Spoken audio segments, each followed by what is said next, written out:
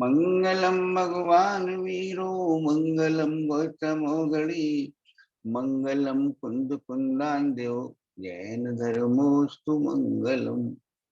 सर्व मंगल मंगल्यम सर्व कल्याण कारकम प्रधानम सर्वधर्माणां जैनम जयतु शासनम। जैनम जयतु शासनम। नमः समय साराय स्वानुभूत्या चकासते चित स्वभावाय भावाय सर्वभावांतरिक्षिदे। वंदितु सर्व सिद्धे ध्रुवम अचिलम अड़ोम गदिम पत्ते मोक्षामि समय पाहुड़ निर्मो सुध केवली भरिदम। सुध केवली भरिदम। 11 नंबर की गाथा अपनी कल चली थी, तो उसका टोटल आशय ये निकला कि अपनी प्रभुता को ऐसे भाव कि अपने को कभी ऐसा न करना पड़े कि नहीं मैं ये नहीं हूं, मैं तो प्रभु हूं, मैं ये नहीं हूं, मैं तो प्रभु। और फिर भी कभी कदाचित कमजोरी के वश, पुरुषार्थ की कमजोरी के वश, कर्मों के तीव्र उदय के वशीभूत होकर के, है ना, अपना जोर अपने मम्मी पने में ज्यादा चला जाए, बहन पने में ज्यादा चला जाए, भाई पने में ज्यादा चला जाए, तो वहां तुरंत शुद्ध ने शब्द नहीं कर वो दृष्टि, प्रभुता वाली दृष्टि को जागृत कर लेना। प्रभुता वाली दृष्टि को जागृत करना, और वो दृष्टि जागृत है, इसका नाम है शुद्ध नय का प्रयोग। समझ में आई बात कि नहीं आई? बहुत प्रैक्टिकल स्वाध्याय हुआ था कल। तो क्यों ममता, कैसा हुआ था स्वाध्याय कल? प्रैक्टिकल था? अब इसके बाद अपन को 12 नंबर की गाथा पढ़नी है। अपन क्यों पढ़ रहे हैं? अपने को सर्व विशुद्ध ज्ञान अधिकार से मिलाना है इस अधिकार। तो मैं एक्सपेक्ट ये करता हूं, ये अपेक्षा करता हूं कि आप लोग बीच बीच में अलग अलग अधिकारों की गाथाओं का पाठ करते रहेंगे, समझते हुए इस गाथा में क्या आया। और अगर नहीं करोगे तो फिर आपको वो लाभ नहीं मिलेगा जो मिलना चाहिए। लेकिन कुछ ही लोग कर पाएंगे, बहुत थोड़े लोग कर पाएंगे। बाकी के लोग तो बेचारे बिजी हैं, है ना, बिजी हैं, लापरवाही करते हैं। तो थोड़ा सा ध्यान देना इस बात पर कि समय समय पर एक सिस्टमेटिक तरीके से, जिससे कि जब सर्वशुद्ध ज्ञान अधिकार चले तो एकदम वो हृदय में समाता चला जाए, है ना। तो आज गाथा पढ़ेंगे अपन, नहीं तो क्या होगा, जैसे अभी अभी चलते हैं स्वाध्याय में, अभी चलते हैं, वो रह गया, वो रह गया, वो रह गया। तो एक कहानी याद आ रही, कहानी नहीं, स्थिति है। स्थिति है, एक सज्जन थे, बिजनेसमैन, और उनको उनका अंतिम समय आ गया। तो बेटे सब लोग घेरे हुए थे उनके। उन्होंने कहा बेटे को बुलाओ। वो बेटा आया, बोले हाँ पापा बताओ। बोले बेटा वो कल जो है ना फला फला आदमी 5 रुपए का सामान ले गया था, पुरानी बात है, वो लिखना भूल गया था, मैं हिसाब में तुम लिख लेना। ये स्थिति तो नहीं हो रही कहीं हमारी? ये स्थिति तो नहीं हो रही। यही स्थिति अगर होगी तो आगे यही स्थिति बनने वाली। तो 12 नंबर की गाथा है, परम भाव को जो प्राप्त हैं वे शुद्ध नए ज्ञातव्य, जो रहे अपरम भाव में व्यवहार से उपदिष्ट। ठीक है, क्या बोला? जो रहे परम भाव को जो प्राप्त हैं वे शुद्ध नए ज्ञातव्य हैं, जो रहे अपरम भाव में शुद्ध नए ज्ञातव्य। ठीक है, इसमें आचार्य कुंद ने गाथा लिखी है ना, इसमें परम भाव क्या है, अपरम भाव क्या है, ये नहीं पता। आचार्य अमृतचंद जी ने टीका करी तो उसमें भी नहीं बताया, आचार्य अमृतचंद जी ने भी नहीं बताया कि परम भाव क्या है और अपरम भाव क्या है। पंडित जयचंद छाबड़ा जी ने जब इसका भावार्थ वो लिखा, जयचंद छाबड़ा जी ने इसका जब भावार्थ लिखा तो उसमें इन्होंने बताया कि जिन्हें जिन्हें रत्नत्रय प्रकट हो गया है, सम्यक दर्शन, सम्यक ज्ञान, सम्यक चारित्र की पूर्ण प्राप्ति हो गई है, वे तो शुद्ध नए ज्ञातव्य हैं। और जो अपरम भाव में है वे कौन है? कि जिन्हें सम्यक दर्शन, ज्ञान, चारित्र की प्राप्ति नहीं हुई है। समझ में आ रही है प्रभा जी? थोड़ा सा अपन जो है ना, थोड़ा सिस्टमेटिक तरीके से पढ़ने जा रहे हैं इसको, है ना, इसलिए एक एक शब्द इंपॉर्टेंट है। तो क्या कह रहे हैं, समझ में आई पंकज? क्या कह रहे हैं बेटा, है ना, कि आचार्य जयचंद छाबड़ा जी सदगृहस्थ थे जयपुर के। वो कह रहे हैं कि परम भाव का मतलब है जिन्होंने रत्नत्रय प्रकट कर लिया है, उनके लिए तो उपदेश है कि वे शुद्ध नए ज्ञातव्य हैं। और जिन्होंने रत्नत्रय प्रकट नहीं किया है वे व्यवहार से उपदेश। और जब इसका अनुशीलन लिखा गया तो अपने डॉक्टर भारेल ने इसको 3 तरीके से डिफाइन किया और अपन ने एक और अलग तरीके से डिफाइन किया, है ना। क्योंकि अपने को गुंजाइश क्या मिल गई? गुंजाइश ये मिल गई कि आचार्य अमृतचंद जी ने और आचार्य कुंद ने कुछ बताया नहीं परम भाव और अपरम भाव के बारे में, तो अपने को थोड़ी सी गुंजाइश मिली, तो अपन अपनी बात कहेंगे। तो पंडित जयचंद छाबड़ा जी ने जो बात कही वो शर्मा थे, जो बात भारिल जी ने कही वो भी शर्मा थे। लेकिन अपने को ये बात समझनी है कि हमारी भूमिका में परम भाव को कौन प्राप्त है और अपरम भाव में कौन। प्रभा जी जरा बताओगे अर्थ, परम भाव को जो प्राप्त है वे शुद्ध नए ज्ञातव्य हैं, शुद्ध नए ज्ञातव्य हैं का उपदेश क्या, का अर्थ क्या है? कोई नहीं बोलेगा भाई, प्रभा जी को बोलने दो। हाँ बोलो प्रभा, ऑन करो, ऑडियो ऑन करो, अपना अपनी आवाज खोलो।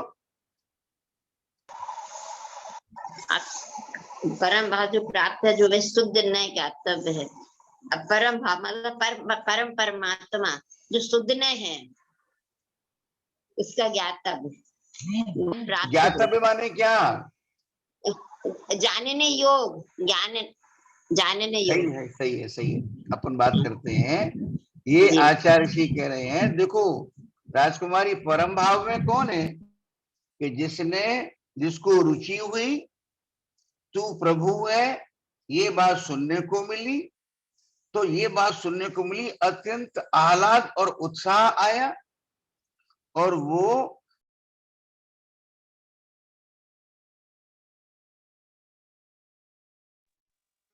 मिलने की उसने कोशिश की। तो स्वाध्याय किया उसने, चिंतन मनन करके निर्णय किया और निर्णय करके मैं प्रभु हूं, मैं प्रभु हूं, मैं प्रभु हूं, ये भावना भाई, ठीक है ना। लेकिन आत्म स्वरूप की उपलब्धि नहीं हुई, आत्मानुभूति नहीं हुई। समझ में आई बात?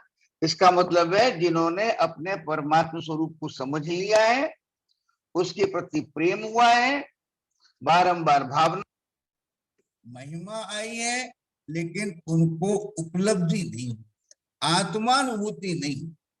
तो उनके लिए क्या उपदेश है बिंदु? उनके लिए उपदेश है कि तुम आत्मानुभूति का पुरुषार्थ करो। आत्मानुभूति का पुरुषार्थ देखो, आत्मानुभूति का पुरुषार्थ आत्मानुभूति के लक्ष्य से नहीं होता। आत्मानुभूति का पुरुषार्थ अपनी प्रभुता के लक्ष्य से होता। तो उनको कहा, देखो बिंदु, उनको क्या कहा, इनको परम भाव वालों को कि तुम बेटा बहुत अच्छा कर रहे हो, तुम अपना पुरुषार्थ बढ़ाओ, अपने अपने ज्ञान को स्थिर करने की कोशिश करो, अपने स्वरूप की और ज्यादा भावना भाव, तो जिससे कि तुम्हारा ये कार्य हो सके। समझ में आ रही है बात?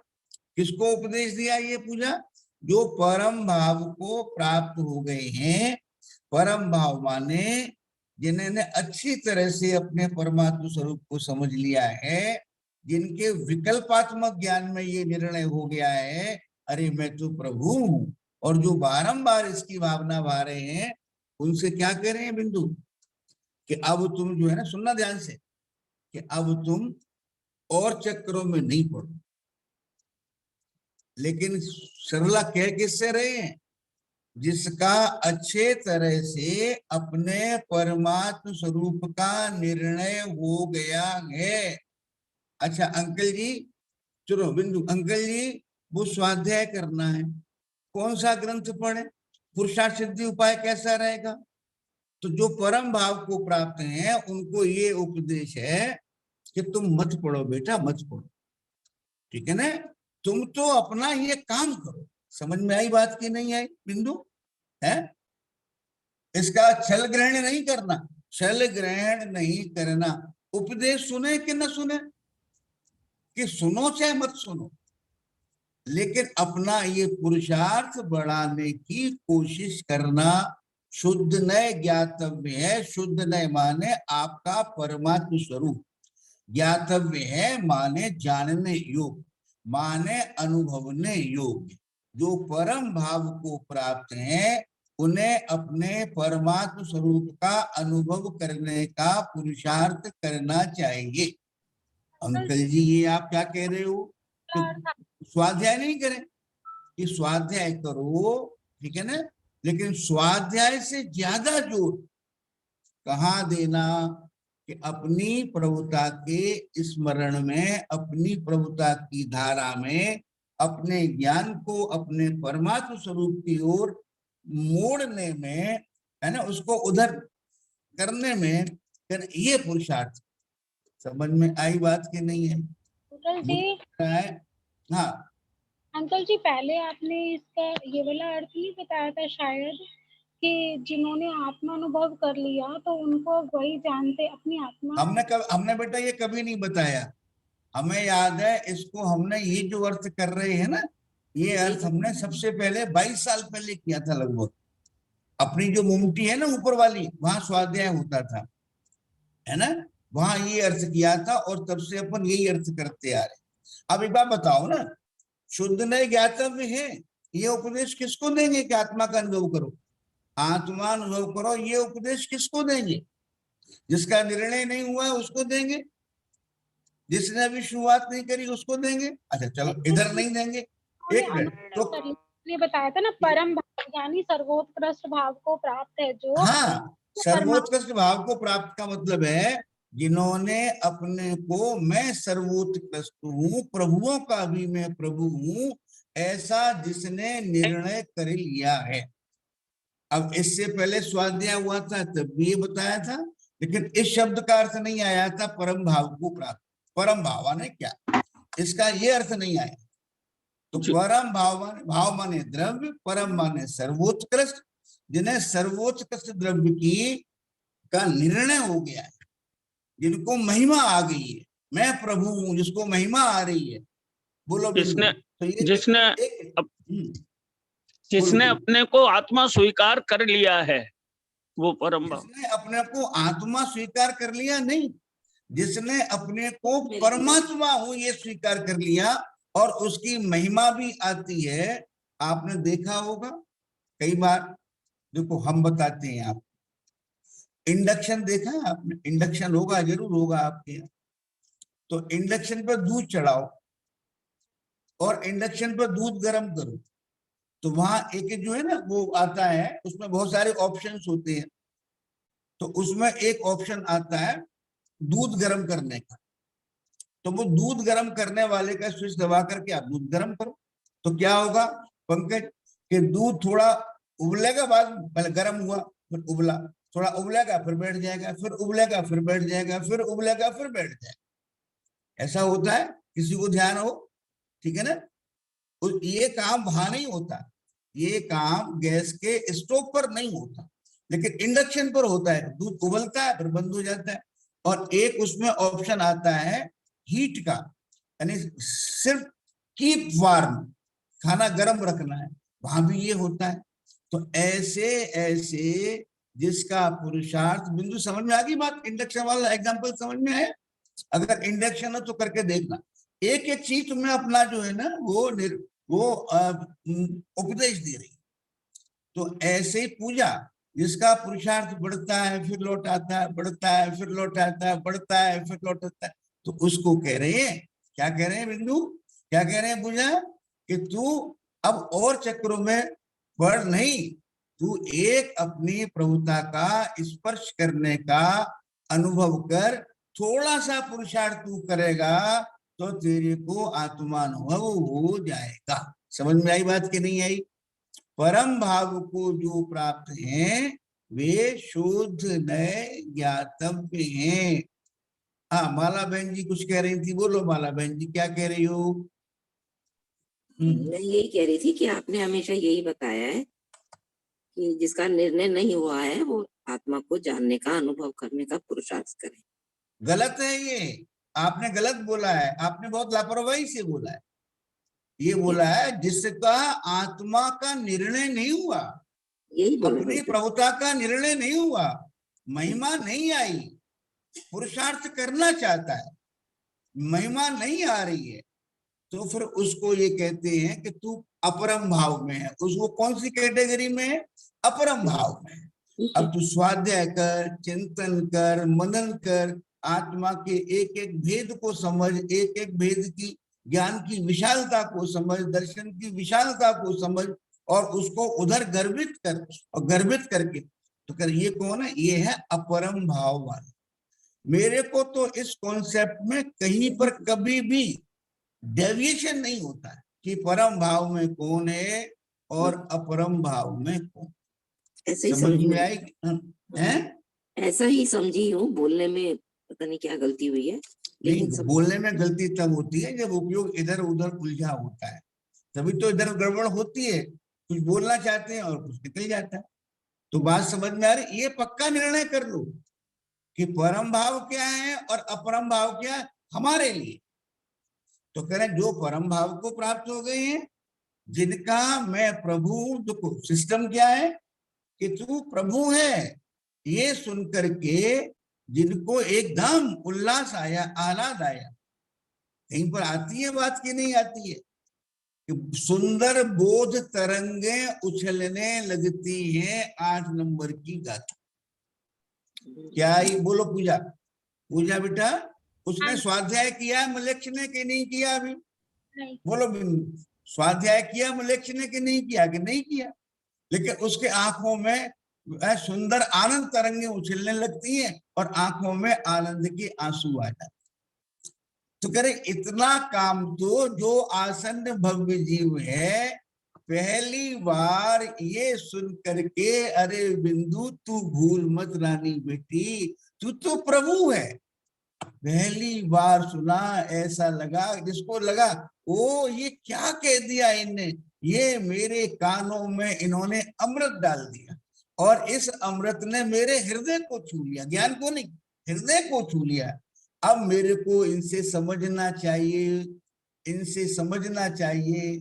इनसे समझने का मतलब क्या है? देव शास्त्र गुरु के चरणों में बैठ करके समझना चाहिए कि मैं तो अपने को बिंदु मानती हूँ, मैं तो मम्मी मानती हूँ, और ये कह रहे तू प्रभु है। चलो आत्मा मान लो कोई बात नहीं, लेकिन ये तो कह रहे प्रभु है, कैसे कह रहे? तो ऐसा जीव जब उत्साह पूर्वक, जिज्ञासा पूर्वक जब जिनवाणी की शरण में आता है, हमें दिखाई पड़ रहे हैं ऐसे जीव अपने सामने, जब जिनवाणी की शरण में आता है और वो समझता जाता है, उसके परिणाम उछलते जाते हैं, वो जीव क्या पहले अपरम भाव में आता है, अपरम भाव में आकर के जो भेदों तक आ गया, ठीक है ना, जिसने अपनी प्रभुता का निर्णय कर लिया, महिमा नहीं आई है, मैं प्रभु हूं, मैं प्रभु, मैं प्रभु, है ना, तो कह रहे वो अपरम भाव में है, और जब उसको अपनी प्रभुता की महिमा आती है तो वो परम भाव में है। तो जो परम भाव वाला है उसको आत्मानुभव का ही पुरुषार्थ करना चाहिए। बाकी की सारी बातें, चाहे वो घर गृहस्थी की हो, उनका तो कोई ठिकाना ही नहीं, उनकी तो कोई बात ही नहीं। तो घर गृहस्थी छोड़ दें, छोड़ने की बात तो कुछ भी नहीं है। तो क्या मंदिर जाना छोड़ दे, ये बात तो है ही नहीं। किसने कही ये बात? तो क्या स्वाध्याय करना छोड़ दे के, ये किसने की बात? कह रहे मुख्य बात तुम्हारे लिए क्या है? कि मुख्य बात है कि अपने हृदय में, अपने ज्ञान में एकांत बना करके बारंबार मैं प्रभु हूं, मैं प्रभु हूं। देखो हमने पहले विधि बताई थी ना कि मैं प्रभु हूं, विकल्प चलता है। मैं प्रभु हूं, विकल्प चलाना नहीं पड़ता, चलने लगता है। मैं प्रभु हूं, ये भाव भाषण होता है। और फिर क्या होता है? फिर अरे प्रभा जी सुन लो जो लिखना होता है बाद में रिकॉर्डिंग पढ़ सुन करके लिख लेना। दो फायदे होते हैं, एक रिकॉर्डिंग दोबारा सुनने को मिल जाती है ना। और करना क्या है, अब क्या करना है बोलो? वैसे आप बहुत बिजी रहते हो, जी आपके बार बार आते हैं ना मैसेज कि भाई साहब आज नहीं आऊंगी, आज ऑन नहीं करूंगी, है ना। चलो, तो क्या बात चल रही थी? तो बात चल रही थी कि जब भाववासन होता है, देखो पंकज, देखो नीतीश, कि भाववासन होने लगा। जैसे अपने को भाववासन रहता है कि नहीं रहता कि मैं मम्मी हूं, मैं स्त्री हूं, भाववासन रहता है कि नहीं रहता है? कितने कितने भाववासन रहते हैं आपको, कितनी बार याद करते हो? जब भाववासन वाला काम हो गया, अब विकल्प तो करने की जरूरत नहीं रही, लेकिन फिर भी विकल्प चलता अंदर। अब आपके पास एक ही काम रहेगा, अपने अस्तित्व को ग्रहण करने का कार्य रहेगा।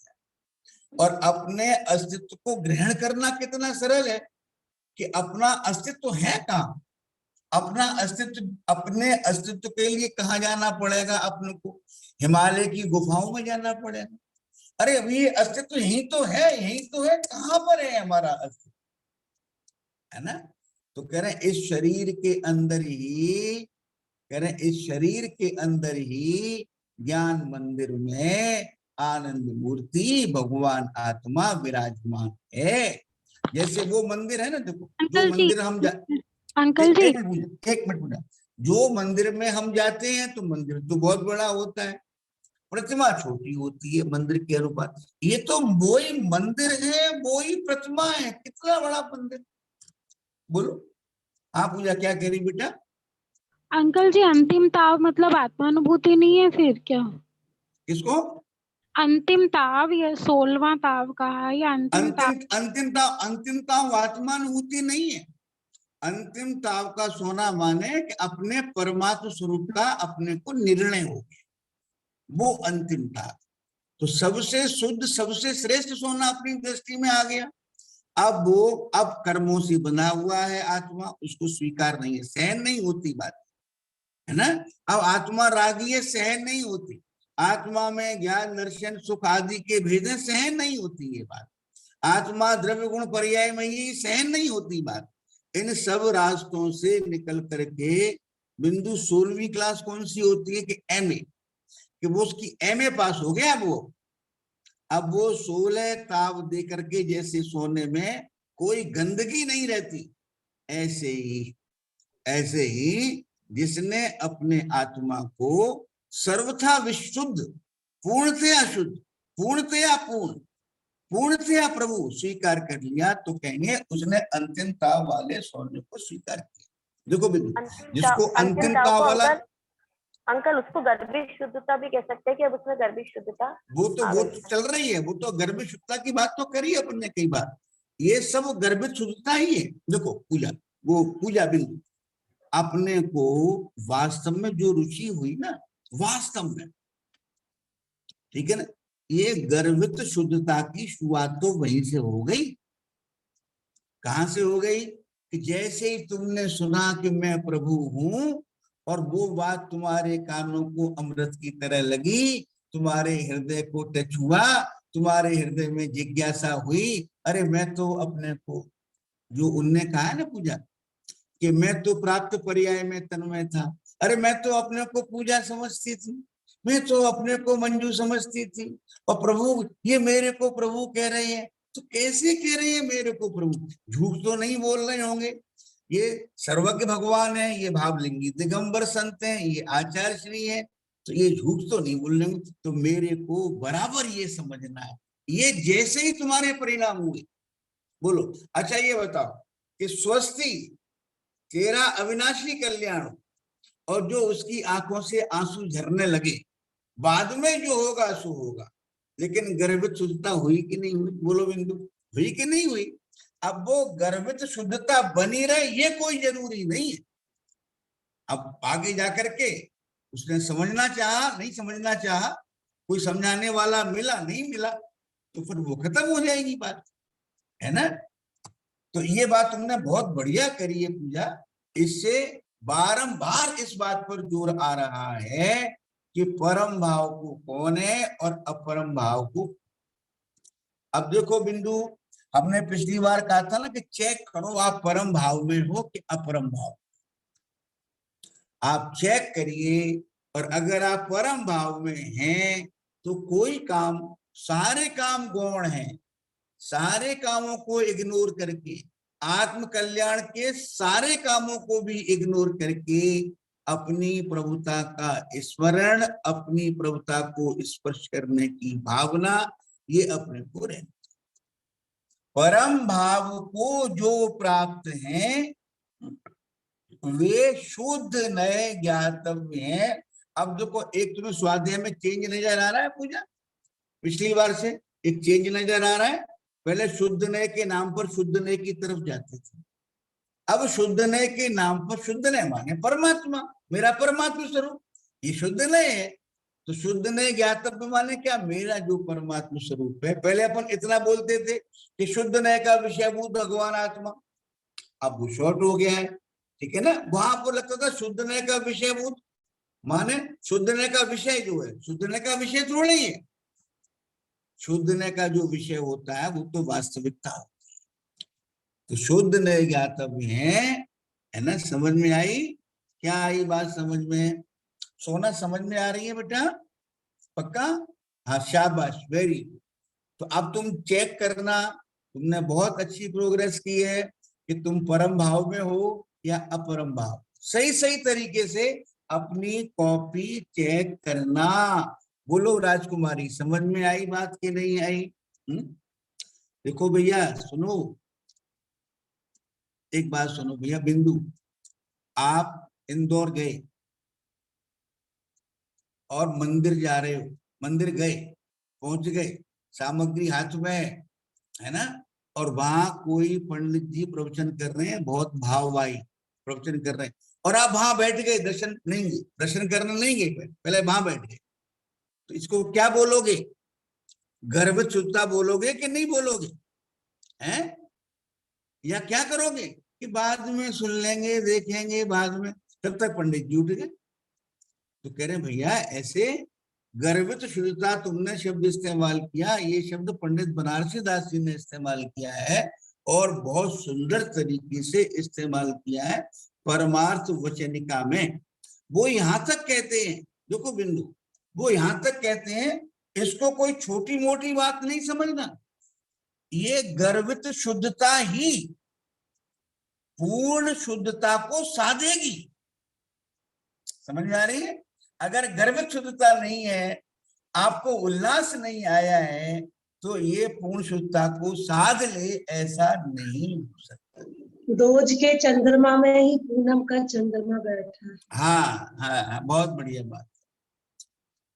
तो आई बात समझ में कि नहीं आई भैया? बोलो, कितनी सुंदर बात। यानी आपको जैसे मान लो पंकज, गर्भ शुद्धता का मतलब क्या है? एक एग्जांपल तुम्हें दिया था ना कुछ दिन पहले कि वो एक हीरोइन थी और अमिताभ बच्चन गया तो एसपी बैठा उसके सामने, आईएएस ऑफिसर थी वो, बताया था 4-5, भानु प्रताप का एग्जांपल दिया था, है ना? तो उसने एसपी से कह दिया आप प्लीज 10 मिनट की माफी चाहते हैं आपसे। तो ऐसे ही प्रभु 10 मिनट की माफी चाहते हैं आपसे, है? ये क्या है? गर्भित शुद्धता। स्वाध्याय कर रहे हो, हम बोल रहे हैं, तुम सुन रहे हो, और तुम्हारे परिणाम चढ़ गए, छोड़ दो स्वाध्याय। आचार्य कुंद समय सार जी ग्रंथाधिराज आपसे माफी चाहते हैं। वो हमारा जो वीर है वो उछल रहा है। हे प्रभु, वो आता है ना कि जैसे जब ज्वार आता है समुद्र में बिंदु, तब वो ज्वार यानी वो समुद्र की जो लहरें हैं वो ऐसे उछलती हैं मानो चंद्रमा का स्पर्श कर लेंगी। ऐसे ही आपके हृदय में जब ऐसी उछलें तो कह रहे वहां पे सारे काम छोड़ देना, वहां सारे काम छोड़ देना और अपने उपयोग को संभाल करके वहां पर बैठ जाना। कोई पाप नहीं पड़ेगा, कोई पाप नहीं होगा। अपने को लगता है भगवान के सामने खड़े होकर के, भगवान के सामने बैठ करके आत्म आराधना करें, ये तो गलत है। नहीं, बिल्कुल गलत नहीं है। अरे भैया क्या बात कर रहे हो, अपनी प्रभुता, अपनी प्रभुता। समझ में आ रही है बात पूजा की? नहीं बोलो बेटा, आपका समाधान हुआ कि नहीं हुआ? हाँ जी। क्या हुआ बताओ? तो परम भाव को कौन प्राप्त है? जिसका निर्णय हो गया है। नहीं, अब ये गड़बड़ हो गई बात। परम भाव को कौन प्राप्त? मैंने देखना मैं प्राप्त हूं कि क्या देखना मेरे को कि मैं परम भाव को प्राप्त हूं। ठीक है ना? अगर निर्णय हो गया, देखो बिंदु, अब कुछ भी करने योग्य नहीं है। जैसे एक लड़की है हमारे यहाँ 17 नंबर आया, 17वीं रैंक आई है ना। देखो परम भाव का हम क्यों बताते, हमारे पेपर थे 1976 में। 1976 में पंकज मैंने पेपर दे रहे, मेरे पेपर टेस्ट था MBA का, जयपुर पोद्दार इंस्टीट्यूट में 30 सीटें थी। उस समय टोटल इंडिया में 1800 सीटें होती थी। मौसा जी हमारे जयपुर रहते हैं, उनके घर गए थे, वहां से हमको वहां पेपर देने जाना था। उस दिन इतनी उलझने खड़ी हो गई, इतनी उलझने खड़ी हो गई। नहा धो करके आए, जमादारनी ऊपर से आ रही थी, उसकी झाड़ू पड़ी मुंह पे। अब झाड़ू पड़ी मुंह पे, फिर दोबारा नहाने गए, ऐसी खूब उलझने खड़ी हुई। फिर मौसा जी की साइकिल लेकर के चले साहब। अब साइकिल की चेन टूट गई, बोलो तो परम भाव को प्राप्त, तो साइकिल वहीं छोड़ दी, साइकिल वहीं किसी के पास खड़ी कर दी भैया, और चल दिए, और चलते चलते चप्पल टूट गई। अब बोलो क्या करोगे? 76 की बात है ये तो। और पोद्दार इंस्टीट्यूट कम से कम 1.5-2 किलोमीटर, पैसे लाना भूल गए। अब दौड़े दौड़े दौड़े दौड़े, क्यों दौड़ रहे हैं? क्योंकि भैया बस ये टेस्ट में पास अगर नहीं हुए ना तो गड़बड़ हो जाए। बोलो बिंदु, समझ में आया एग्जाम्पल के नहीं आया? अब हाय क्या, अब साइकिल टूट गई है, मैकेनिक को ढूंढ रहे हैं, वो ठीक कर देगा इसको। अब चप्पल टूट गई है, मोची को ढूंढ रहे हैं। अरे जिस काम के लिए आप जा रहे हो, जिस काम के लिए आप जा रहे हो, समझ में आ रही है बात कि नहीं राजकुमारी? बोलो भैया, आ रही है बात समझ में? तो क्या तुमने इतना काम कर लिया। अब देखो बिंदु, बहुत बढ़िया तैयारी थी हमारी, हमारा सिलेक्शन भी हुआ, तो कर, लेकिन बात क्या है, ऐसे ही जो आपकी तैयारी बहुत बढ़िया है, आप परम भाव की स्टेज तक पहुंच गए हैं, तो हर समय अपने को ये बात मुख्य रखनी चाहिए। खाना बना रहे हो ना, और परिणाम ज्वार आ रहा है, परिणामों में ज्वार आने लगा, परिणामों में, है ना, तो वहीं बैठ जाओ गैस को बंद करके, है ना।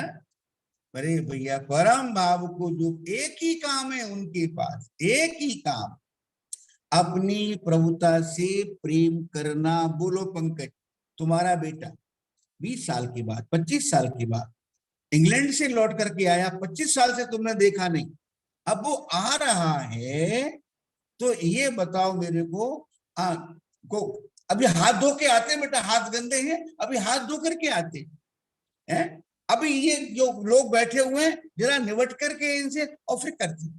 रात में नींद ही नहीं आएगी, रात में नींद ही नहीं हाँ? आएगी, रात में नींद नहीं आएगी। ऐसे करते हैं। बोलो बिंदु, ऐसे करोगे क्या? अभी तुम्हारी गुंजनी जिस दिन आई, क्या करोगे? हैं? तो ये कह रहे हैं भैया परम भाव को प्राप्त हैं, तो उसकी तो बात ही अलग है। उसका एक ही पुरुषार्थ होता है, एक ही पुरुषार्थ होता है कि मैं प्रभु हूं, मैं प्रभु हूं, इस कैटेगरी धीरे से वो मैं प्रभु हूं, वो अंदर देखो जो परिणाम है ना, वो परिणामों की धारा में बहने लगता है, परिणामों की धारा में बहने लगता है। फिर आपके पास क्या रह जाता है, 8 नंबर के कलश में भी ये बात आए, निक्षेपों के चक्र विलय। अरे मैं प्रभु हूं ये भी याद नहीं रहता, मैं परमात्म स्वरूप हूं ये भी याद नहीं रहता। जब ज्ञान में जुड़ने की कोशिश करता है, जब तुम अपने अस्तित्व को अंतर्मुख होकर के ग्रहण करने की कोशिश करते हो, तो निक्षेपों के चक्र विलय पढ़ा था कि नहीं, वहां क्या अर्थ किया था कि मैं आत्मा हूं, मैं ज्ञायक हूं, ये भी खत्म हो जाता है। तो कह रहे हैं सरोज बहन जी गलत तो नहीं बोल रहे हैं, हम कहीं बता देना भैया। बहुत सुंदर, बहुत अच्छा समझा रहे। तो कह रहे हैं परम भाव को जो प्राप्त हैं वे शुद्ध नए ज्ञातव्य हैं। 9 नंबर है वैसे भी कलश, है? 9 नंबर है ये निक्षेप। हाँ, जो रहे अपरम भाव में, जो अपरम भाव में है। अब देखो क्या कह रहे हैं पंकज, जिन्हें महिमा नहीं आई, जिन्हें महिमा नहीं आई, जिन्हें महिमा नहीं आई। अब मैं कह नहीं सकता किसको महिमा नहीं आई। अब मैं स्वाध्याय के आधार पर तो तय नहीं करूंगा, जबकि स्वाध्याय के आधार पर तय करने की ही सुविधा है मेरे पास। मेरे पास, मैं आपके घर में तो रहता नहीं हूं, इसके आधार पर ही तय करने की सुविधा है। तो कह रहे हैं भैया क्या कह रहे हैं, अगर अपरम भाव में हो तो क्या करो, कह रहे वे व्यवहार ने, व्यवहार ने माने कौन सा व्यवहार ने कि मकान छोड़ दो दुकान छोड़ दो, ये नहीं। कौन सा व्यवहार, भेदों वाला व्यवहार। अपने ज्ञान का विचार करो, अपने दर्शन का विचार करो, अपने आनंद का विचार करो। कितना कितना आनंद, कितना कितना ज्ञान, कैसी कैसी श्रद्धा, कैसी कैसी मेरी प्रभुता। और ये एक दिन में नहीं होता, बहुत बहुत बहुत पुरुषार्थ करके आए हैं पहले, उनको तो एक क्षण में ही हो जाता है। क्या एक क्षण में हो जाता है कि अपरम भाव से परम भाव में आना, अपरम भाव से परम भाव में आना, ऐसे जीवों को एक क्षण में हो जाता है। और परम भाव से अनुभव में आना, इसमें भी उनको समय नहीं लगता। क्या कह रहे, इसमें एक बात और कह रहे, हम टीका नहीं पढ़ी, टीका पढ़े बोलो। टीका में ये बात आई, जिसने जो सोना है, सोना खान में से ऐसे नहीं निकलता, उसमें गंदगी मिली होती है। तो क्या करते हैं, उसको पहले साफ करते हैं। साफ कैसे करते हैं, तो उसकी 16 स्टेजेस होती है, ठीक है ना। मान लो 5 टन का पत्थर है, उसके अंदर सोना है मान लो 200 ग्राम। तो पहली स्टेज पर क्या होगा, पहली स्टेज पर होगा कि 5 टन का जो पत्थर है वो 50 किलो का रह जाएगा, बाकी सारी गंदगी बाहर। अगली स्टेज पर क्या होगा कि 50 किलो का जो पत्थर रह गया है, ठीक है ना, तो सोने वाला पार्ट उसको देखेंगे भैया वो कितना है, कि वो तो 15 किलो के पार्ट के अंदर सोना है, अब वो निकल जाएगा। तो ऐसे निकलते निकलते निकलते निकलते कह रहे वो सोना हाथ में आ जाएगा।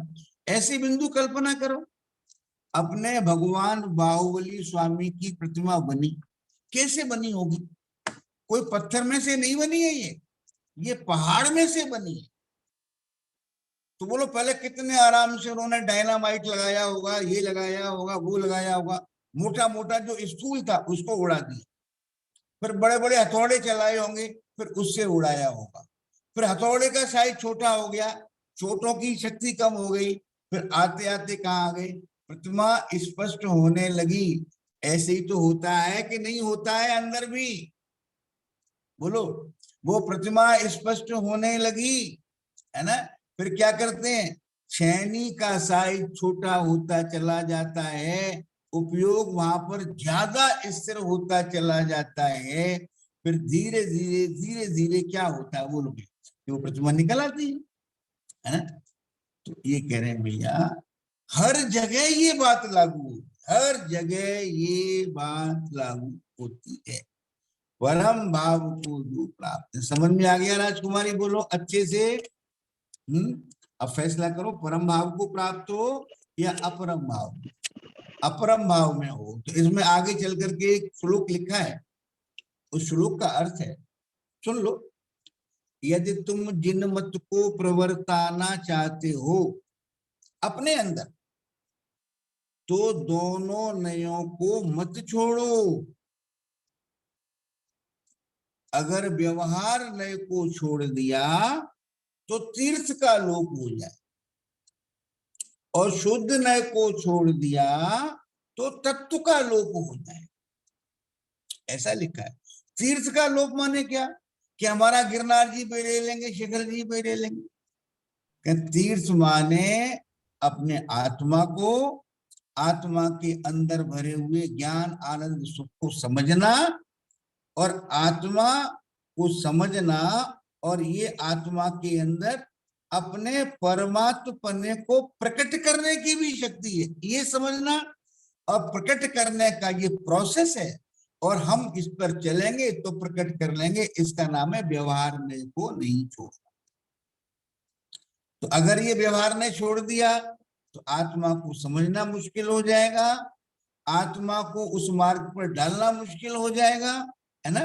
तो कह रहे, और फिर व्यवहार ने में ही नहीं उलझे रहना, आत्मा के भेदों में ही नहीं उलझे रहना।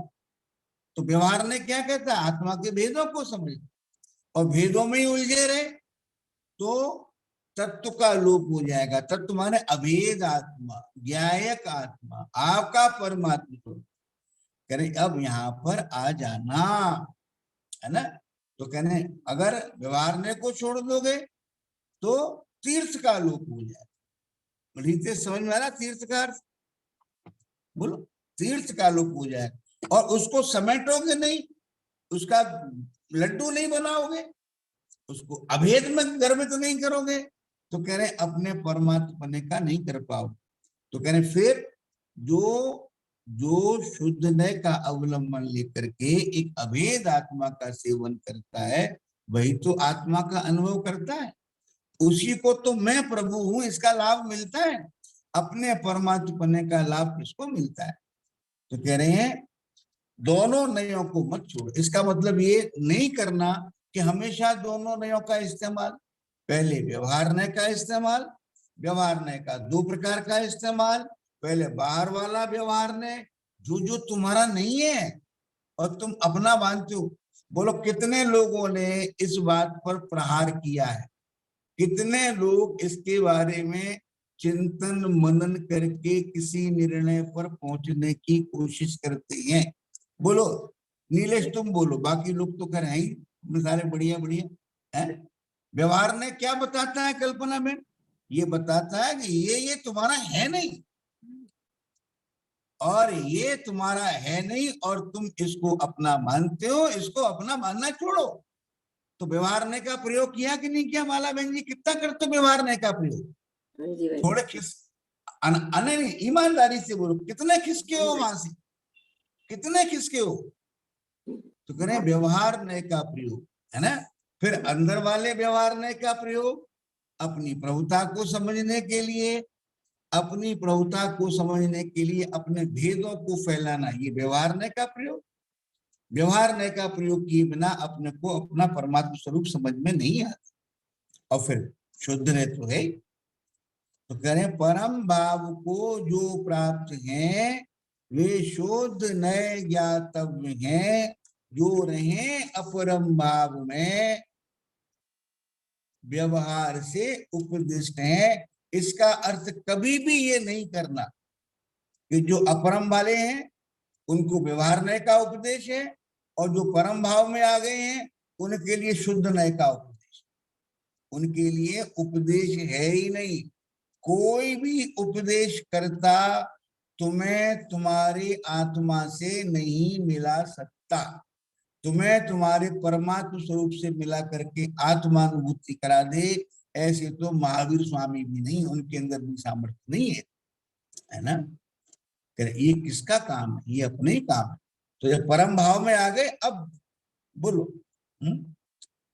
चलिए साहब, मैं अपनी बात कह चुका। अब आपकी समझ में कितनी आई? जब तक वो अपरम भाव में है तब तक ही उपदिष्ट हैं।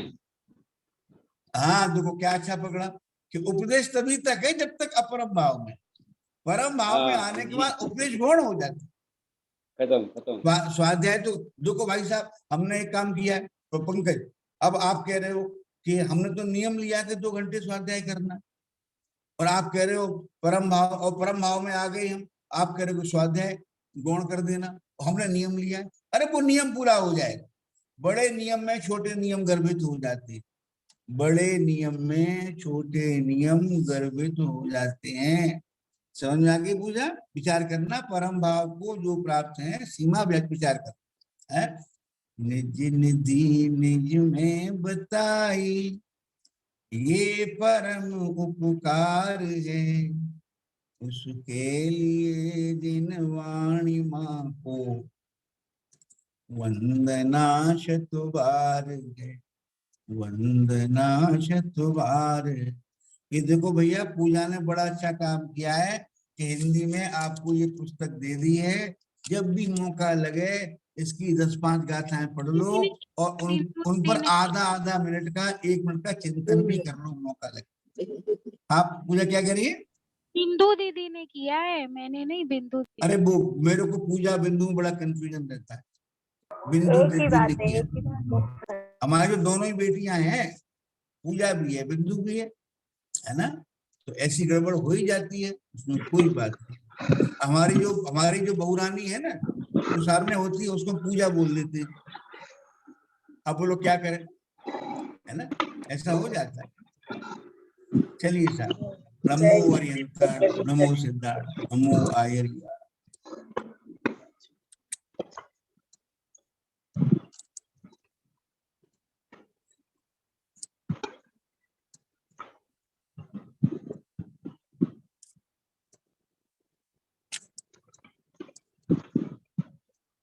द्वादशांग जिनवाणी माता की जय हो, जय हो, जय हो। परम भाव स्थित परमम तपः, हैं?